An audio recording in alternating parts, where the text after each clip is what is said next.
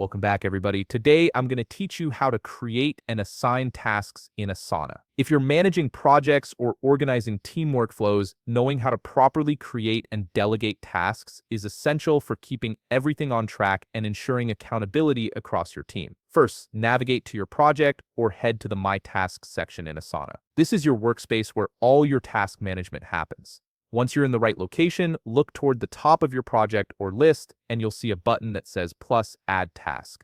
Click on it to begin creating your new task. After clicking, a new task field will appear right there in your list. This is where you'll type in the name of your task. Be specific and clear with your task names, so team members immediately understand what needs to be done. Once you've typed the task name, simply press Enter on your keyboard to create the task.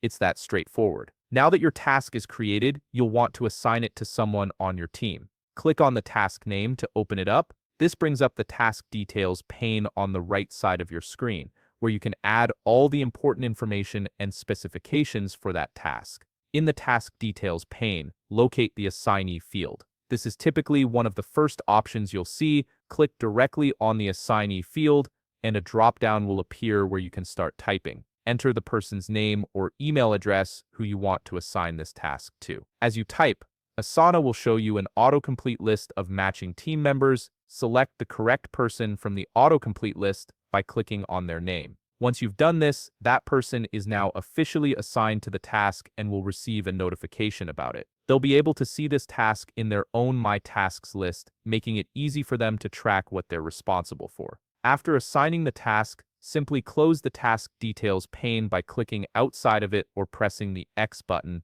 Your assignment is automatically saved, so there's no need to worry about hitting a save button. If you have additional tasks to create and assign, just repeat these same steps. You can quickly build out an entire project's worth of tasks and distribute responsibilities across your entire team efficiently. If you found this video helpful, please leave a like, subscribe, and see you in the next video.